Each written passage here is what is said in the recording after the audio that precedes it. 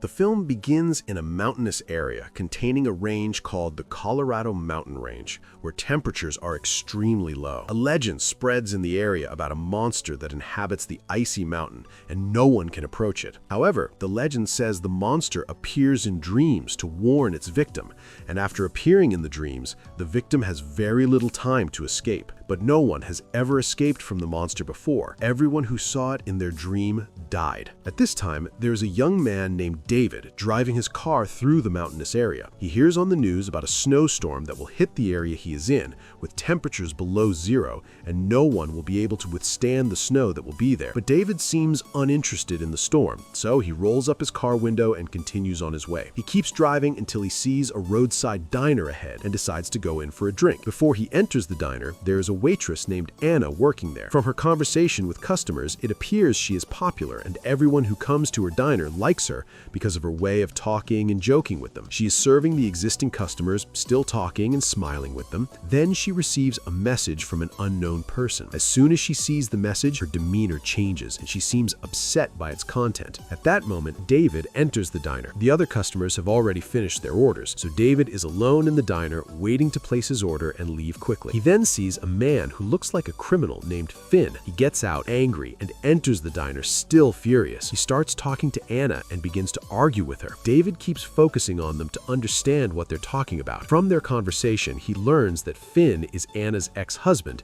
and they have many problems because Finn wants to see their daughter Ella, but Anna refuses because he is a criminal, drinks a lot, and could go to prison at any time due to the trouble he constantly causes. She doesn't want her daughter to become attached to him and then see him go to prison. In the middle of the argument, David stops them and tries to talk to Finn to calm him down. So Finn goes over to argue with him, asking if he is defending Anna because he is attracted to her and wants to start a relationship with her. David mocks him, tells him he is a married man, accuses him of being a criminal who doesn't deserve to be a father, and informs him that he just entered the diner a few minutes ago and this is the first time he has ever seen Anna. He threatens Finn that if he doesn't leave the diner, he will call the police and report him so he can spend the rest of his life in prison. Finn gets even angrier and wants to hit him because of his calm manner, but David doesn't care and treats him with complete calm, asking him to leave the diner. Finn is forced to leave because he is drunk, and if the police arrive in this condition, he will spend the rest of his life in prison. But as he leaves the diner, he punishes David by breaking his car's side mirror.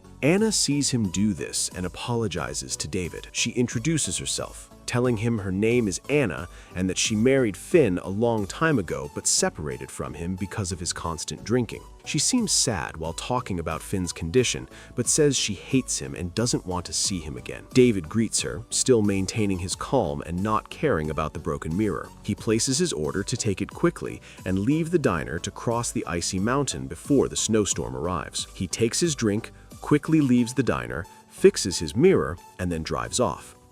On his way, he stops at a gas station to fill up the car before continuing.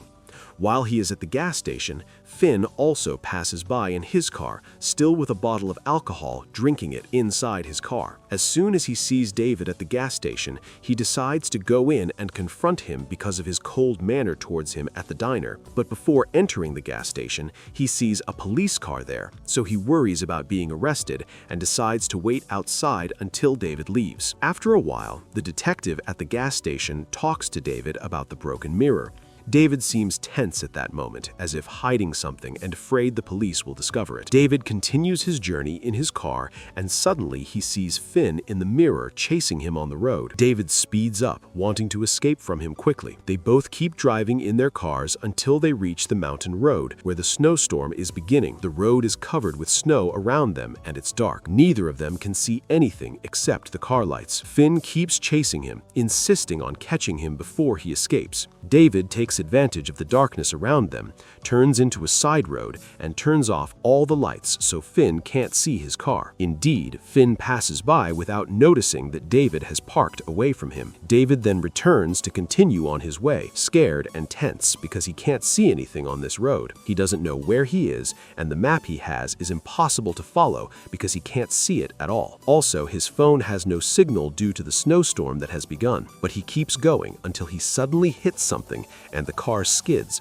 getting stuck in the snow. He quickly gets out of the car and finds that the storm is increasing. If he stays outside longer, he could freeze. He quickly tries to push the car to get it out of where it's stuck, but he fails, and the car remains in place. After many attempts to push the car or remove the snow from underneath it, he fails. He returns to the car again before getting covered in snow and losing his life to the cold. He loses hope of escaping the storm because the snow will completely cover the car if it stays there. He lights a cigarette and sits thinking of a way to escape from this place, since even the phone has no signal. When he wakes up the next day, he is shocked to find the cigarette frozen in his mouth. He quickly gets out of the car and tries to explore the surrounding area. When he opens the car trunk, it appears that Anna has been inside since he left the diner. He kidnapped her for an unknown reason, tying her hands and feet in the trunk. Anna then tries to scream, hoping he will untie her and let her out of the trunk, but he doesn't care about her and closes the trunk again until he finds a way to escape from the mountain. He keeps walking around, hoping to find anything. Meanwhile, inside the trunk, Anna manages to free herself. She moves from the trunk to the back seat and quickly escapes from the car, running down the road like crazy, hoping to find someone to help her. But the snowstorm prevents her from seeing anything on the road, and she can't withstand the cold around her, so she quickly returns to her place in the car. She searches the car for anything to defend herself with and finds a large roll of duct tape and a bottle containing a strange substance. She remembers that David made her lose consciousness after she smelled the strange bottle. At that time, David has lost hope of finding anyone to help him, so he decides to return to the car. On the way, his leg gets caught in a metal trap, breaking his leg and causing it to bleed. He painfully extracts his leg from the trap and crawls on the ground to reach the car and treat it. He finally manages to reach it. As soon as he enters the car, he notices that Anna managed to escape from the trunk. He reaches for a small knife next to him to stab Anna as soon as he sees her, but before he can move from his spot, Anna puts a cloth over his face and he immediately loses consciousness. Suddenly, he finds himself on the icy mountain. The place around him is scary and dark, and he finds his hand covered in blood, which terrifies him. He doesn't understand what is happening. Before he can see its features, David wakes up and discovers he was dreaming. This is the first step of the legend of the ice monster. When he wakes up, Anna is angry with him because the phone has no signal and because he would have been the reason they died lost in the middle of a snowstorm. But David maintains his calm manner and talks to her very coolly. He's shocked when he learns from her that her mother reported her missing moments after her disappearance, and the police are looking for her to find her. He's afraid that the police will reach them and discover that he kidnapped her from the diner, but he shocks her by telling her that he sent a message from her phone to her mother, saying in the message that Anna is going on a trip with her ex-husband Finn, hoping to repair their relationship. He confesses everything to her, that he is not a good person as she thought, and that for years he has been kidnapping women like her and killing them without anyone discovering the truth. He also tells her that she won't be able to escape from him, and that as soon as he frees himself, he will kill her. Anna gets upset and starts searching the car. She finds a small chair next to her and throws it out of the car. While searching, she finds his wallet and discovers that he is not from the mountainous area and that he really came to kidnap her, after which he would take her and escape from the place. She is shocked when she sees pictures of her and her daughter on his phone, confirming the truth of his words and realizing that he is not crazy as she thought. At night, Anna needs to use the bathroom, so she decides to leave the car before David wakes up, but he suddenly wakes up and tries to talk to her. She ignores him, makes sure he is tied up, and quickly gets out of the car. As soon as she gets out, David tries to free himself to escape, but fails because she tied him well. He painfully moves his hand until he reaches the car key and uses it to lock the doors so Anna can't get back in and freeze outside. After a while, Anna finishes and is on her way back to the car, but she is shocked to find the door locked. She keeps knocking on the door and shouting at him, upset that she didn't make sure he was asleep before leaving. She is afraid of freezing in place, so she gets the chair she threw out of the car and keeps trying to break the window until she finally manages to break it and gets back inside the car. She is angry at what David did, so she tries to strangle him, and he is almost at death's door, but at the last moment, she stops. David asks her the reason that prevented her from killing him. She tells him she is much kinder than him and could never take a human life for any reason, and that she will hand him over to the police herself. But he thinks the window is broken and if they stay in this condition, they won't return to the mountainous area again. Anna tries to cover the broken window and returns everything in the car to normal, but she is still scared. She decides to search him to make sure he doesn't have anything dangerous. While searching him and the car, she finds many cards belonging to girls and women and is shocked to learn that he killed all those girls. She then understands that she is dealing with a dangerous criminal, and despite being scared from the beginning, she becomes even more scared after seeing the cards. She wants to return to her diner as soon as possible because she is afraid for her mother and her daughter, Ella. David keeps mocking her, saying she is a weak girl and one of the easiest girls he has kidnapped in his life. He tells her about the first girl he killed, saying he always pretended to be married with children. One day, while driving on the road, a beautiful girl stopped him for a ride. When she saw the wedding ring on his finger and the child seat, which Anna broke with the window, the girl felt reassured and asked him to take her to the city. David agreed, even though he had an urgent errand. On the way, he attacked the girl, stunned her, and then stabbed her with his knife until he made sure she was dead. After that, he threw her out and continued his way to the city. After a while, he heard on the news that the girl he killed was the daughter of the city's judge, so he was afraid the police would discover he was the criminal. He hid for a long time, but later came out normally after making sure the police couldn't identify the criminal. From then on, he started choosing victims and killing them one after another, but he planned for each one carefully so as not to be easily discovered. He tells her he planned from the moment he would kidnap the girl until he killed her and disposed of her, but he doesn't tell her the reason that turned him into a criminal.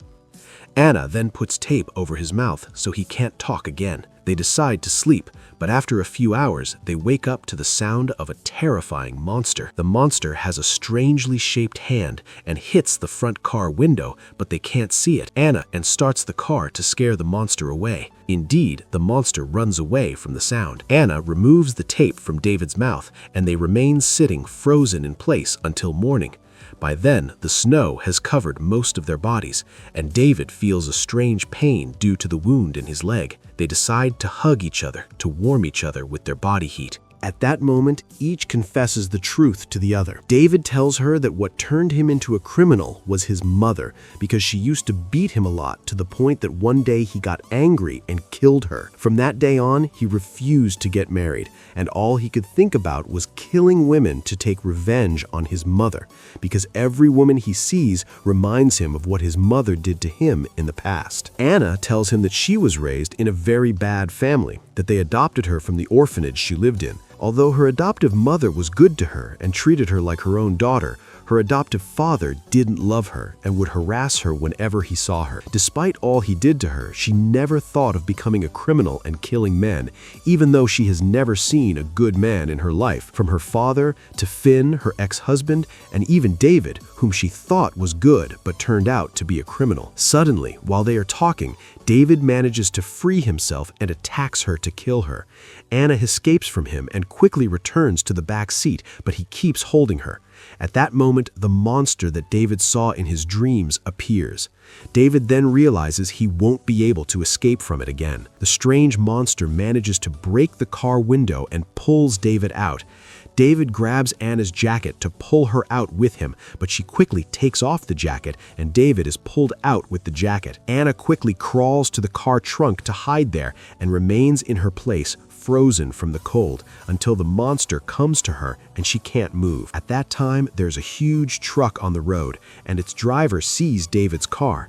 He worries that the car might have been in an accident and quickly gets out to check on whoever is inside. At that moment, he sees Anna in the trunk, so he takes her with him to save her and quickly drives to take her to the hospital. The film ends.